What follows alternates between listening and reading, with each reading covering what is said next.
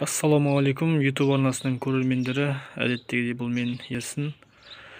Яғни өзімнің қолымнан шыққан туындыны, яғни орысша айтқанда тиска, яғни самодельный тиска. Соны сіздерге көрсетіп бөліскелі отырмын. Мынау қарапайым темірден жасалған, өз қолыммен әртүрлі металдан жасалған. Өздеріңіз көріп отырғандай жұмысы жеңіл, ешқандай қиындығы жоқ. Қолдан жасайын деген адамдарға ешқандай қиындығы жоқ.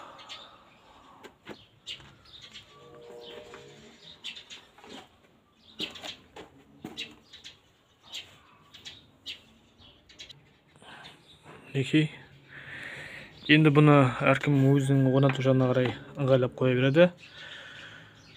Яғни кейбір ағашқа бекітсе, бұл яғни темір дискіге бекіткені уақытша ғана. Яғни әр жерге тасымалдау үшін осылай қарапайым ғана темір дөңгелекке бекітіп қана қойдым. Жаңа айтып өткендей әртүрлі материалдан жасалған.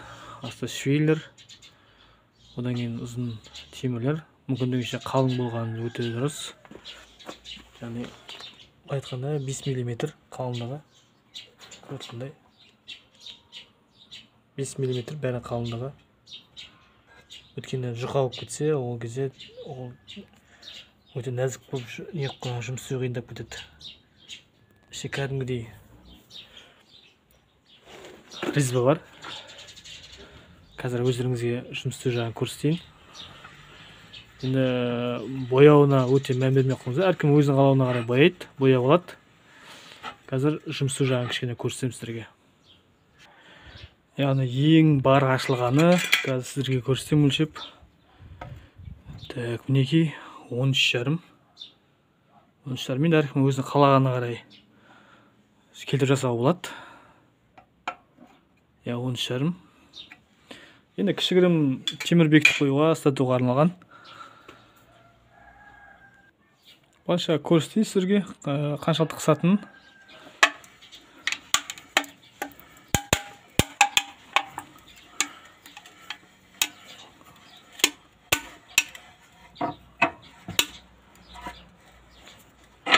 Өте жеңіл, онда қатты күшсіз тұра жоқ.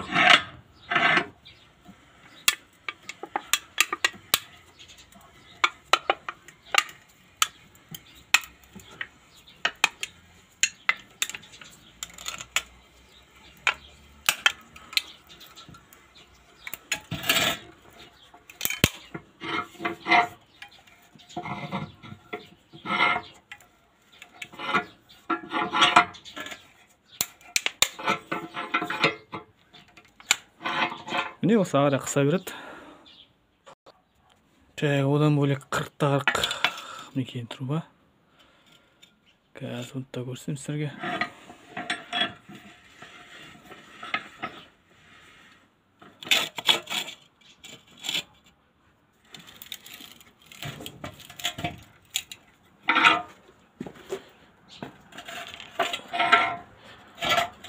Мінекей бөлек мықты. Ешқандай жіберіп тұрған жоқ.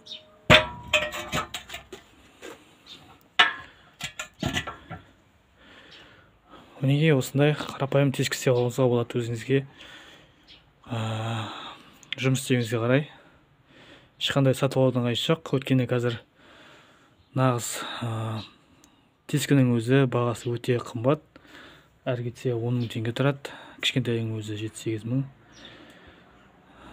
Қолыңыздан келсе, үйіңізде металл болса, осылай қарапайым етіп жасауыңызға болады. Сіздермен болған мен Ерсін, Қазақ мастер. Каналға тіркеліп, лайк басып қойыңыздар.